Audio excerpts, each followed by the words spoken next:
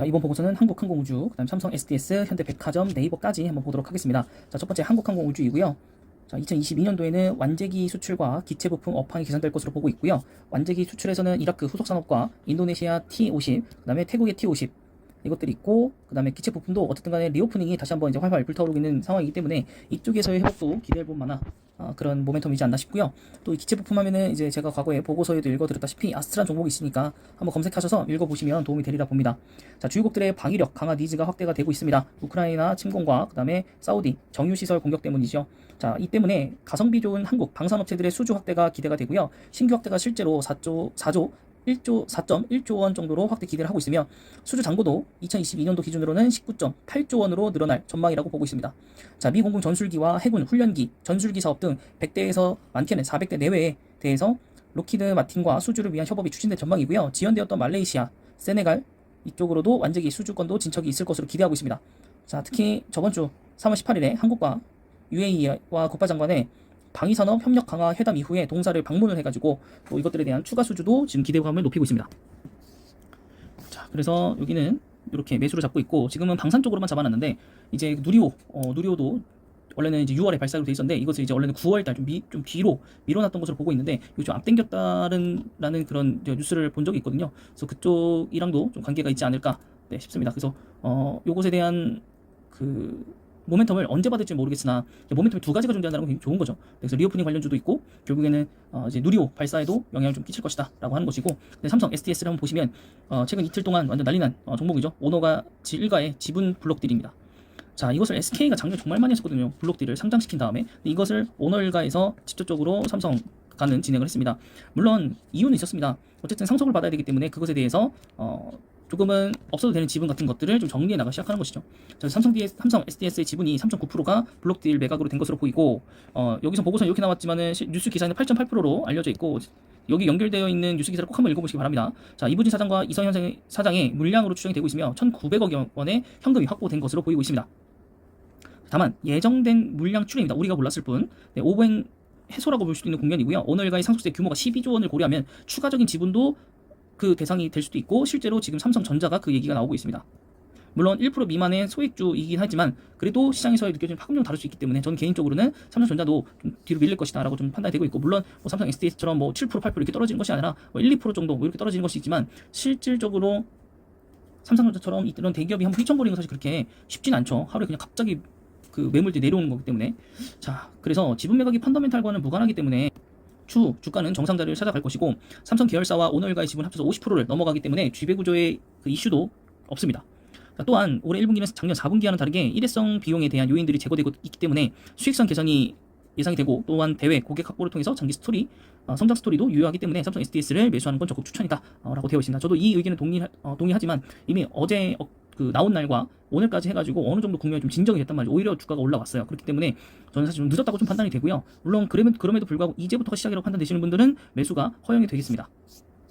자, 마지막으로 현대백화점이고요. 현대백화점 같은 경우에는 이제 인수 관련 코멘트에 대해서 얘기를 하고 있는데, 자, 지니너스가 아니죠. 지누스. 네, 지누스도 작년에 한때 10만 원까지 갔었던 그런 종목이죠. 10만 원 맞을 겁니다. 네, 지분이 35.8%를 이제 취득을 했고요. 구주 인수 관련 금액이 7천억 원, 나머지 유상증자 금액은 1,200억 원 정도가 됩니다. 그래서 단순 가치 따져보면 2.5조 원 수준이라고 하고요. 현 주가 대비해서 110% 프리미엄이 붙은 수준입니다. 자, 이커머스의 대부분으로 자원을 돌리기보다는 동사는 이커머스 전략을 취하고 있는데 특정 분야에 대해서 그것이 리빙 카테고리라고 합니다. 자, 그래서 온라인 매트리스 전문 기업인 지누스를 통해서 보다 구체화되어 있을 기를 기대하고 있고, 북미 시장에서 대응하는 지누스의 국내 유통 채널 확대와 리바트, LNC와 같은 기업들과 협업을 할 수 있어서 시너지 효과가 나지 않을까라고 판단하고 있습니다. 자, 그리고 백화점과 거리가 있다라는 점, 그리고 전문점, 하이엔드 브랜드 육성이 향후 필요한 과제로 판단이 되어 있다 이렇게 되어 있습니다. 그래서 아직 항상 합병하는 이런 회사들에 대해서는 향후 주가가 어떻게 된다 이런 건 사실 모릅니다. 그냥 어떤 시너지가 날지 추후에 가봐야 되거든요. 지금처럼 GS 리테일 같은 경우 정말 아무것도 아니게 돼버렸거든요. 주가가 오히려 다 가라앉아 버리는 그런 상황이 돼버려서, 물론 나중에는 그걸 극복하고 다 올라갈 수 있을지 모르겠지만 그런 부분들, 좀 안 좋은 부분들이 좀 있고요. 그 다음에 1분기 이제 실적들을 슬슬 이제 한번 비교를 좀 한번 해봐야겠죠. 그래서 일단은 성장한다는 것으로 좀 나와 있고, 1분기에 강화된 중국 방역 정책에 따라서 매출 부진, 적자가 소폭 확대될 예정이기 때문에 이 부분들은 주주분들께서 잘 알고 계셔야 될 것 같습니다. 자, 마지막은 네이버입니다. 자, 네이버가 굉장히 중요하죠. 지금 뭐 네이버냐 카카오냐 이런 거 항상 질문할 때마다 카카오가 더 좋지, 자회사들도 상장하고 굉장히 모멘텀이 많고 또 네이버보다 카카오가 더 성장하고 있잖아, 이렇게 말씀하시는 분들도 굉장히 많은 것으로 알고 있습니다. 하지만 이렇게 비교한다면 좀 상황은 달라질 것이다라는 게 이 보고서의 취지입니다.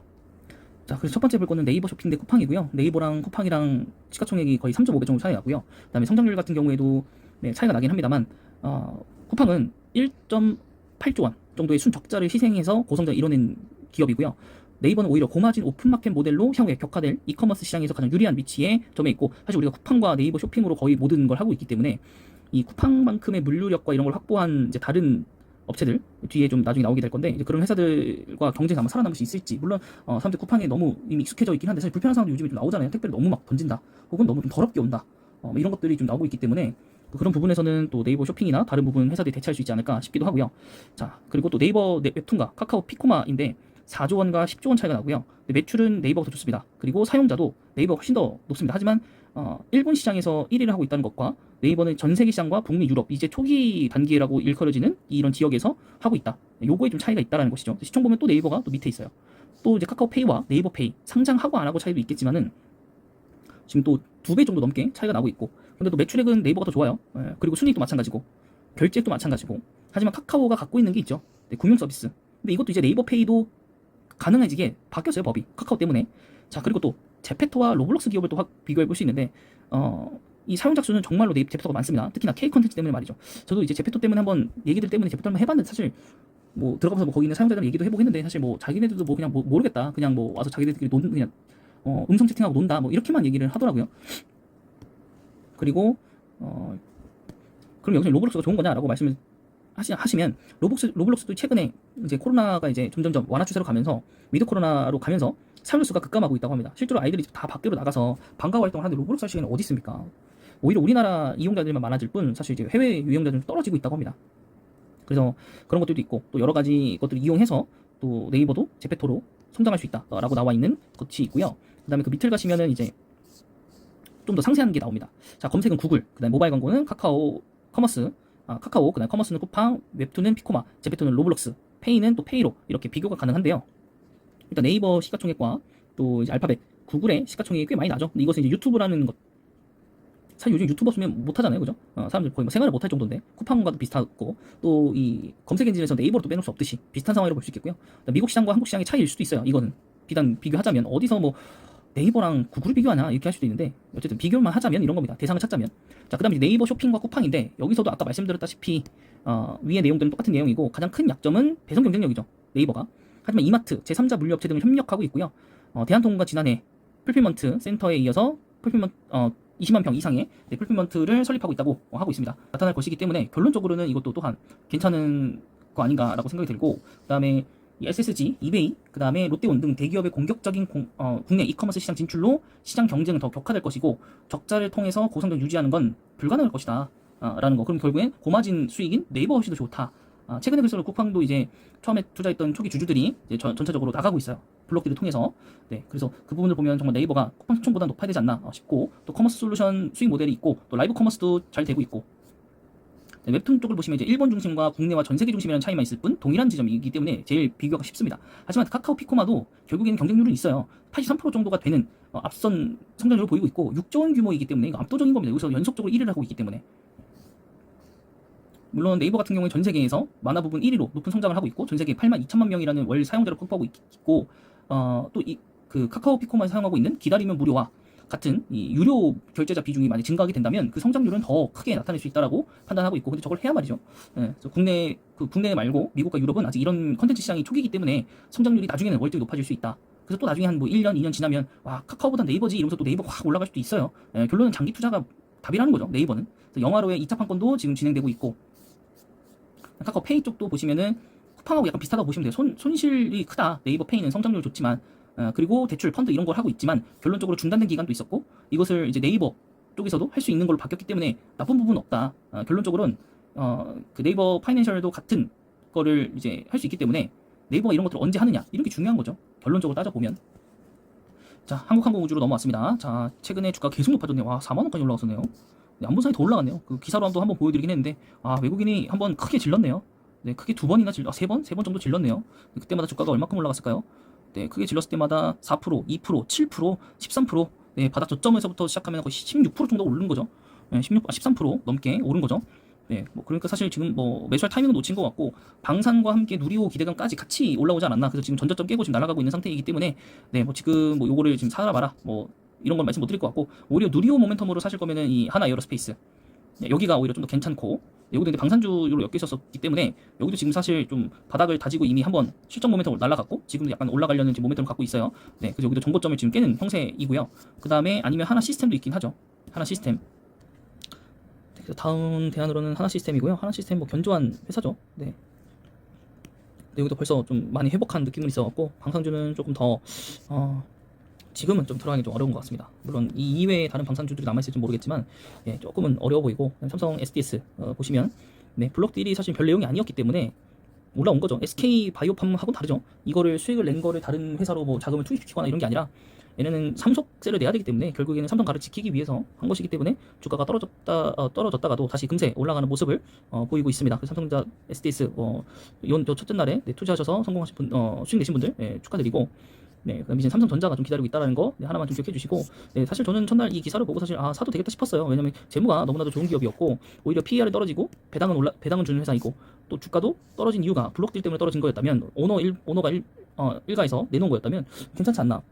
모멘텀이 나빠지는 게 아니었기 때문에 네, 그래서 괜찮은 것 같고 삼성전자도 마찬가지일 거라 봅니다. 근데 뭐 얼마나 떨어질지는 잘 모르겠습니다만 네, 그럴 거라고 보이고 있고 사실 삼성 SDS에서 지분 제일 많이 갖고 있는 건 이재용 부회장이거든요. 근데 그 지분을 내놓을 수는 없어요. 그럼 삼성 SDS에 대한 지분권이 사라지기 때문에 지배력 약화되기 때문에 그래서 이거를 다른 회사의 삼성전자 지분과 사업하고 뭐 이런 식으로 해서 바꾼다 뭐 이런 썰이 있었으니까 네, 어쨌든 삼성 SDS는 추후에 더 오를 거라고 저는 판단됩니다. 네, 그래서 좀 증시 상황과 좀 맞물려 갖고 만약에 혹시라도 다시 이 주가에서 하락을 하게 된다면 여러분들 과감하게 좀 투자를 하셔도 충분히 수익 날 거라고 네, 요것도 제가 나름 보장하겠습니다. 네, 이것도 결국에는 주가는 다시 본주가 한 16만 원대까지 올라간다라고 저는 보고 있어요. 이제 좋게 보는 회사고 또 요즘 4차 산업 혁명에 굉장히 중요한 회사이고 또 삼성전자에서 공장을 지으면 이 회사가 다 가서 보안부터 시작해서 모든 소프트웨어 업무를 다 설치를 끝내고 와야 되는 그런 기업이기 때문에 네, 어쨌든 실적도 굉장히 탄탄하고 네, 괜찮은 회사입니다. 자, 다음은 현대백화점이고요. 자, 현대백화점 같은 경우에 과거에 코로나 수혜주 피해주였다가 수혜주로 다시 한번 쭉 올라왔었던 구간이 있었죠. 네, 그리고 월봉상으로 이렇게 여기서 4차 팬데믹 떨어지고 쭉 빠진 다음에 지금 다시 한번 쭉 끌어올리는 네, 그런 상황에서 지누스를 인수를 했고 오히려 현대백화점보다는 지누스가 오히려 수혜 효과가 더 컸을 거라고 저는 개인적으로 보는데 네, 주가가 확 떨어지네요. 네, 어쨌든 이슈 소멸이라고 보겠죠. 네, 이슈 소멸이라고 보고 결국엔 이렇게 인수된 회사들은 대부분 보면 뭔가 이거? 네. 신규 상장주였던 건가요? 뭡니까? 이거 왜 이렇게 되죠, 여기? 깜짝 놀랐네. 이런 거 처음 봤는데. 네, 어쨌든, 네, 이렇게 주가를 형성하던 기업인데, 아마 유상증자도 진행했다라고 좀 되어 있고, 유상증자가 언제 했을까요? 유상증자 결정, 여기 떠 있고, 네, 유상증자 결정. 해가지고, 제3자 배정이라고 했으니까 당연히 인수하는 회사, 아까 봤던 현대백화점일 거고, 네, 83,380원, 네, 기준주가가 78,000원 정도였었고, 네, 6월 10날 상장이 되네요. 네, 거기에 전매 제한 조치, 보호예수 1년 걸려 있는 거. 네, 이렇게 좀 되어 있습니다. 네, 지누스가 네, 뭐 언제부터 이렇게 됐었죠? 네, 그래서 뭐 주가는 바닥이라고 봐야겠죠? 네, 주가는 바닥이라고 봐야 될 것 같고, 아마존 1위고 굉장히 좋다라고 생각을 했는데, 매출력 좋고요. 영업이익도 물론 작년까지 빠졌지만은 이제 올해 좋아진다는 거거든요. 실적이 계속 안 좋았네요. 영업이익이 계속 안 좋았고, 당기순이익도 그렇게 좋지 않았고, PR은 좀 높았고, 네, 그때 배당도 주네요. 850원. 네, 그 목표 주가는 그래도 12만 원이네요. 네, 물류 대란 이런 거요 엮여 있어. 그래서 저는 지누스가 더 괜찮지 않나요? 오히려 원래 이제 인수한 쪽보다는 인수 당한 쪽이 더 좋거든요. 물론 리오프닝주로서 올라갈 수도 있겠지만 뭐 그거 아니더라도 더 현대 때문에 원래 잘 벌고 있어가지고 네. 근데 뭐 여기 뭐 NFT 뭐 만든다 이런 것도 있긴 한데 네, 뭐 좀 두고 봐야겠죠, 현대백화점. 자, 마지막은 제가 아까부터 좋게 말씀드렸던 게 네이버인데요. 네이버 이제 시총을 좀 비교해달라고 말씀드렸고, 네, 네이버 시총은 56조입니다. 56조인데 아까 그 쪼개진 회사들로 봤었을 때 매출 비중을 잘라서 봤을 때가 19조 이렇게 봤던 거거든요. 네, 그래서 저는 이 주가 이 시총보다는 높아진다고 봐요. 한 SK 하이닉스보다 못 미치겠지만 70억, 70조 정도? 네, 요 정도는 가야 된다고 봅니다. 70조 정도. 그럼 지금 24조 남았으면 24조가 들어오게 되면 주가가 굉장하겠죠. 네, 저희가 이제 월봉을 한번 보시면 여기 46만 5천 원 있잖아요. 아마 46만 원 정도, 45만 원 정도면 아마 시가총액 한 70조 정도 될 겁니다. 네, 저희가 한 73조 정도 되네요. 45만 원 기준으로 45만 원 70조. 그러면은 저희 목표가는 43만 원 정도. 네, 43만 원 정도 되면 제가 이상적으로 생각했을 때 일단 70조. 이게 정상 가격으로 반영했을 때가 70조예요. 예, 정상 가격으로. 여기에 기대감과 프리미엄을 붙일 거면 뭐 더 올렸어야죠. 43만 원이면 지금 한 주당 거의 9만 원 수익인 거거든요. 그래서 저는 충분히 여러분 투자할 만한 가치가 있다라는 회사이고, 여러분 그렇게 초조해지 않아도 됩니다. 다만 여기보다 평단이 다시 한번 주가 내려갈 수 있기 때문에 분할 매수로 좀 나가자. 분할 매수로. 아직 플랫폼주라든가 고성장주가 아직 위기가 끝난 게 아닙니다. 앞으로도 연준에서 미국에서 계속 주가를 올릴 거기 때문에 그 부분에 대해서는 아무래도 부담감이 있는 건 확실히 맞거든요. 네, 그래서 네이버도 결론적으로는 주가가 떨어지면 오히려 한 주당의 가격은 더 올라갈 거예요. 이득은 더 올라간다는 거. 그래서 여러분들이 뭐 한 달에 한 100만 원 정도만 투자하신다고 생각을 하시고, 뭐 한 달 투자하시다 보면 주가가 어느 순간 평단 기준 올라갔을 때부터 멈추면 돼요. 그게 세 달째면 300만 원만 갖고 올라가는 거고, 그게 네 달째면 4달째 400만 원 갖고, 5달째 500만 원 갖고 쭉 올라가는 겁니다, 여러분.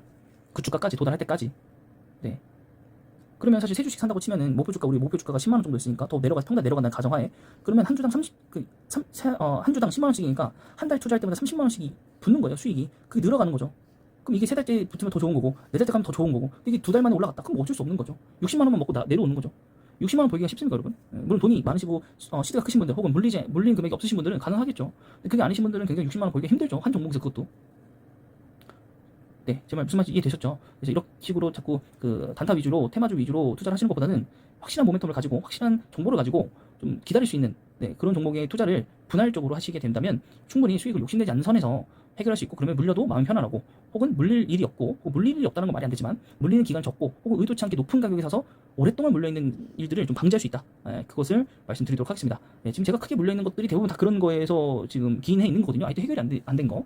네, 그래서 사실 그 종목들의 지금 비중이 제일 크긴 한데, 뭐 언젠간 해결되겠죠. 뭐, 네, 어쨌든 뭐 손절을 하든 뭐 나중에 추후에 해결될 문제니까, 네, 그 전까지 뭐 주가가 좀 잘 가길 빌어봐야죠. 여러분들도 저처럼 이제 과거를 반복하지 않으시라고 이런 방송 뉴스부를 진행하고 있는 거고, 네, 꼭 슬기로운 투자하셔서 큰 수익 혹은 올바른 수익을 내시고, 네, 저한테 또 수익 냈다 자랑도 좀 해주시고, 네, 그러셨으면 감사하겠습니다.